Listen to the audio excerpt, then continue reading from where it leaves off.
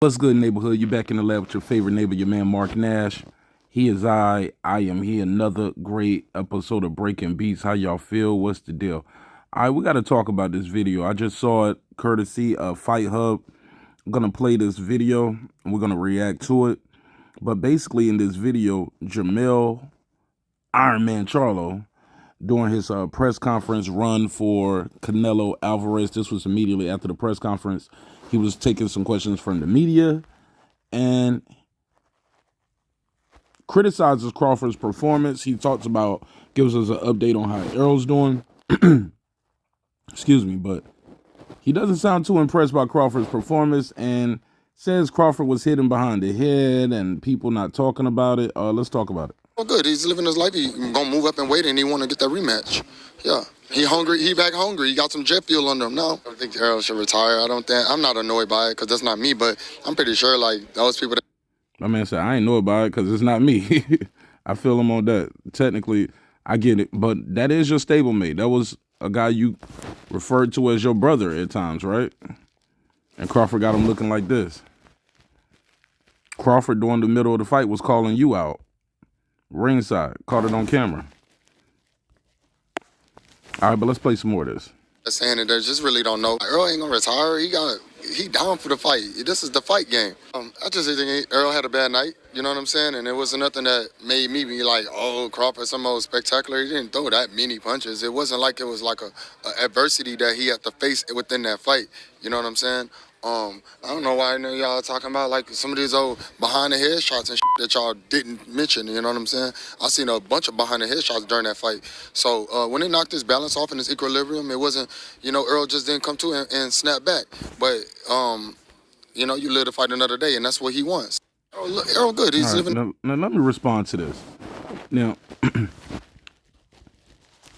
Jamel Charlo didn't mention the speed, the power, the footwork, the jab. He's talking about a couple shots that might have strayed behind the ear, equilibrium shots. I get it, but that first shot was like right there on the, like when Errol went down, and it was like a 2-1. It was a quick left and a right hand kind of to like the side of like the jaw bone, by the neck almost, more by the neck. The second knockdown was initiated by an uppercut. The third knockdown, it was a catch and shoot. Crawford caught the shot. Errol threw with a left. Crawford caught it with his lead right, and immediately threw 2 right hooks. Dropped Errol again.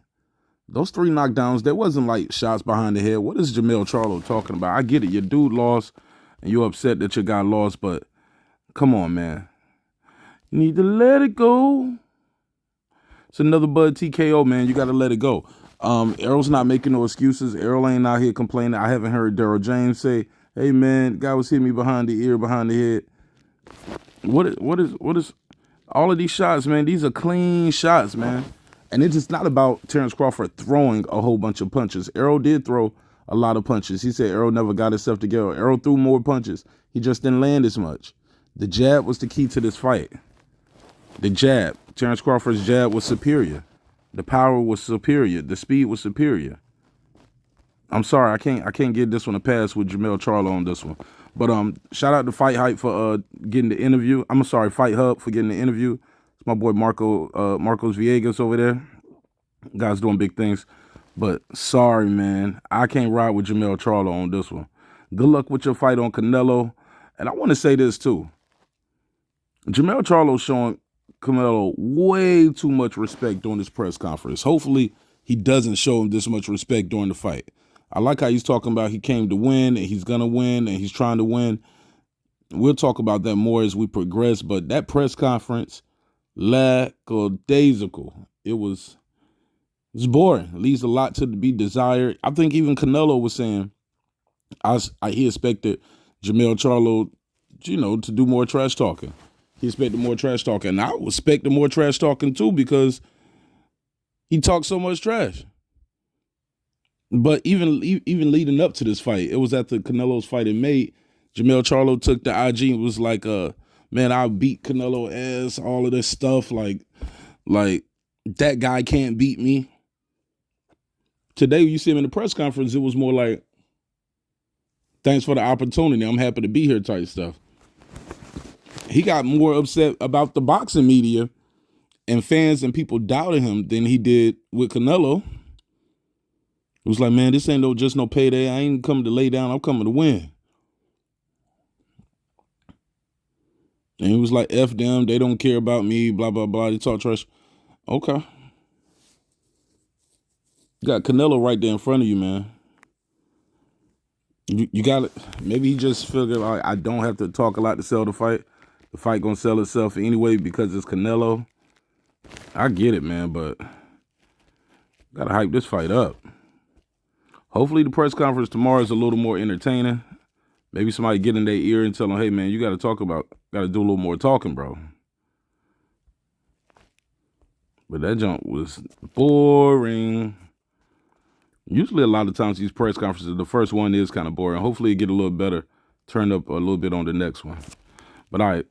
But y'all leave me a comment. Let me know what y'all think of Jermell Charlo saying, hey, Crawford was hitting Spence behind the ear, behind the head too much. He's like, nobody's talking about that. Nobody's complaining about that.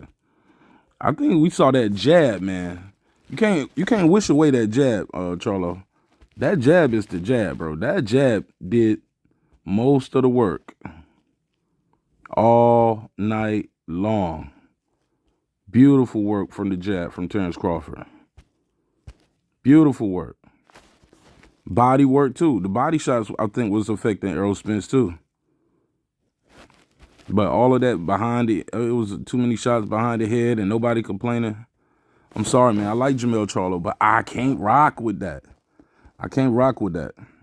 Now, last thing I want to say about this. The fight is what, September the 29th? That's right around the corner. I saw a lot of people talking about the face-off and how Jermell is the much bigger guy. Size don't win fights. Didn't y'all just learn that a couple weeks ago? Fulton was naturally bigger than Inoue. Spence naturally bigger than Crawford.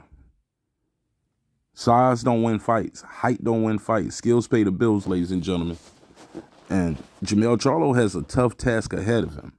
He's coming off an injury. He has almost a year and a half layoff, going up 2 divisions. And when he get up there, he's fighting pound for pound one of the best fighters in the world. One of, because we already know number one right now is Terence Crawford. But that's neither here nor there. Man, I wish him the best. I want to see if he can pull it off. If he can pull it off, he will have to do something incredible that night that we've never seen him do before to win this fight. He's going to have his best night, and Canelo's going to probably have to have his worst night. But y'all leave me a comment. Let me know what y'all think of the story. Jermell Charlo said basically Crawford was hitting too much behind the head. And also leave me a comment what y'all think of that press conference today. I'll see you on the next one. Peace.